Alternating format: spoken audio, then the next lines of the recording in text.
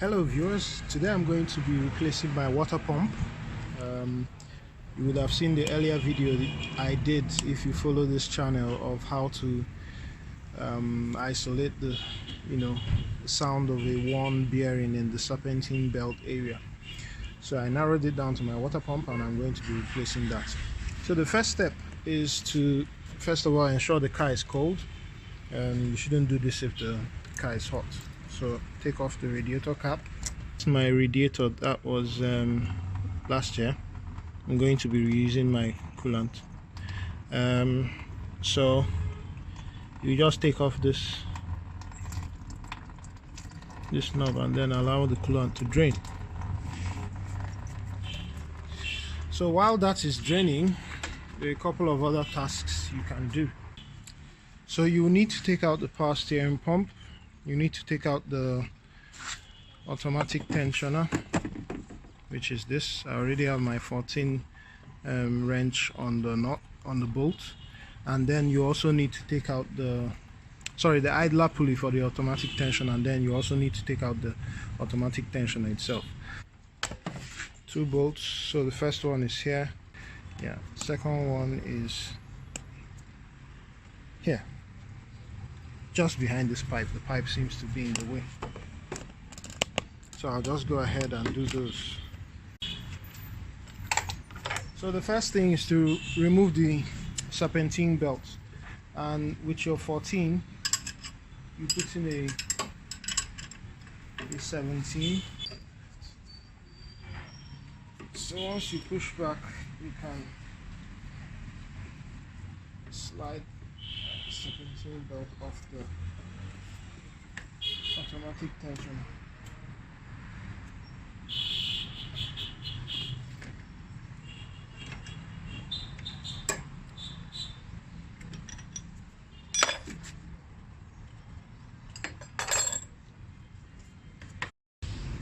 So we take off the 2 power steering pumps. It is 2 power steering pump bolts. So the first one is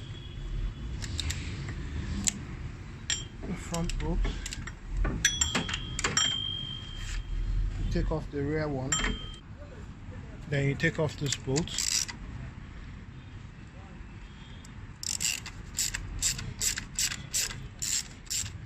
With that bolt out, you're able to have some leverage, to move the power steering pump around so that you can loosen the other pipes. Ideally it should move more than this, but my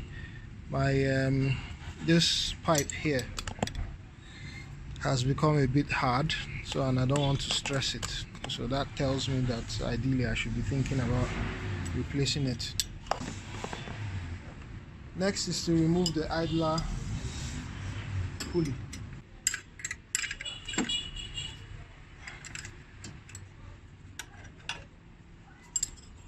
So when taking out the pulley for the automatic tensioner, always look out for, there's a bolt.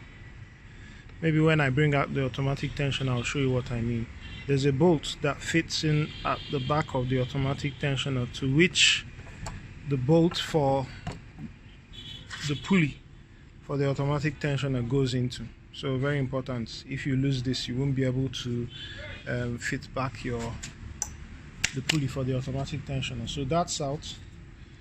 You take out the nut from you take out the 3 bolts holding the automatic tensioner. So next, I've already removed the rear bolt. Next you remove the center bolt.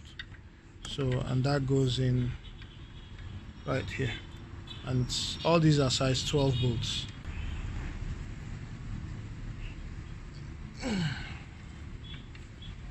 Comes off. So the last bolt holding the tensioner is right here. Right here. Just here. It's difficult to show. And I'll just take that off.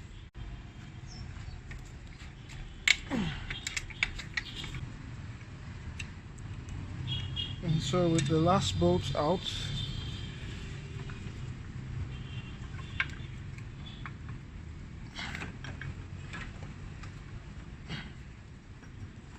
the automatic tensioner comes free. So that's it. and this was what I was talking about. So this bolt fits here.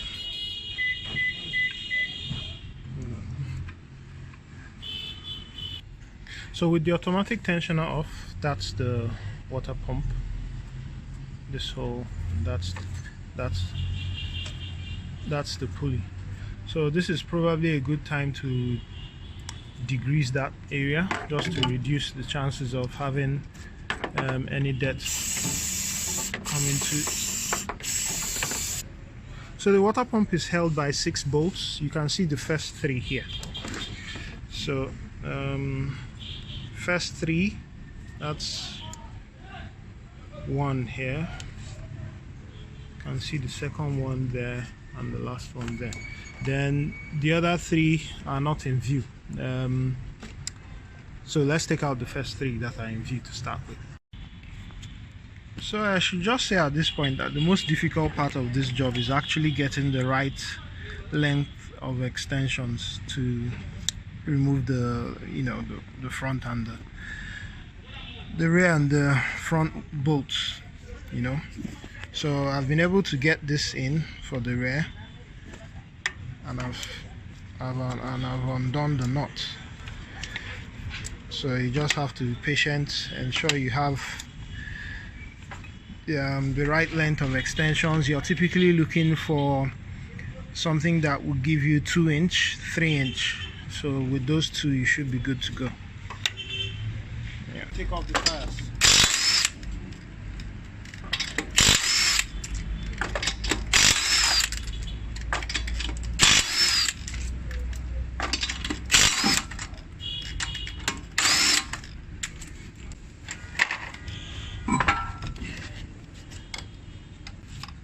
So I've already taken off the splash guard, held by a couple of tabs. There's one more holding it at the rear.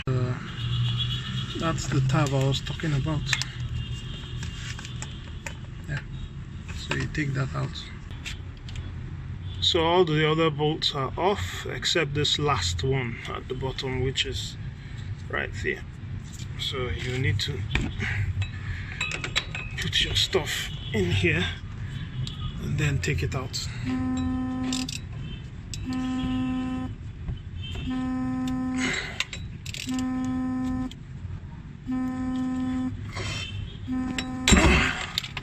So you finally, with all the bolts out, you just have to break the seal on this, and there's going to be a little spill of coolant, so you're going to make sure you have a receptacle there underneath. So remember, as we always say, coolant is dangerous, and so it should be properly disposed of. So I'm just going to give this a little push.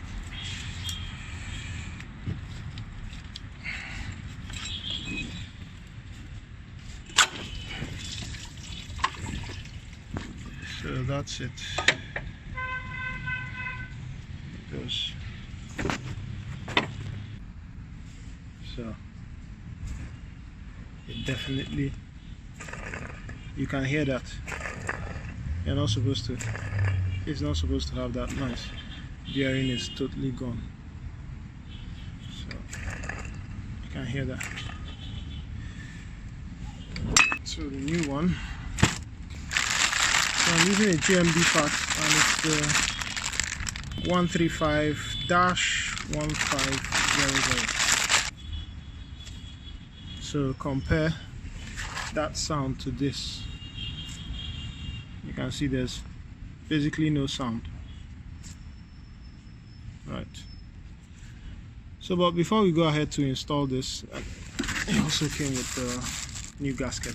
Before we go ahead to install this, we'll just clean out the recess for the water pump. First of all, we'll go ahead, give it a wipe, clean rag. We're also going to clean the mating surface. The mating surface is with some brake cleaner, just to ensure there's nothing left.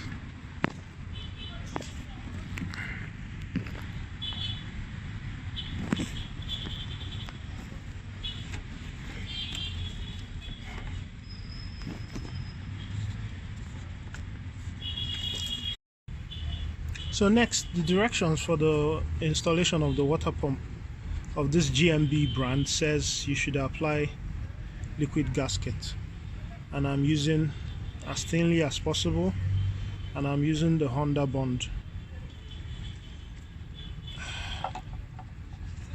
So I'm just going to, it says on both sides,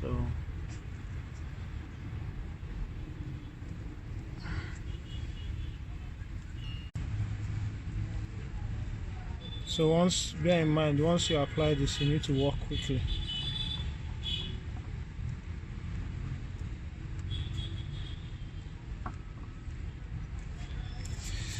So you go ahead and install in the vehicle. So I've put in the two top bolts, the bottom one, and just to show you that the fix was correct, you can see since replacing the water pump, which you might just be able to see right there, the shiny bit down there. So you can see that that sound is gone. Cheers.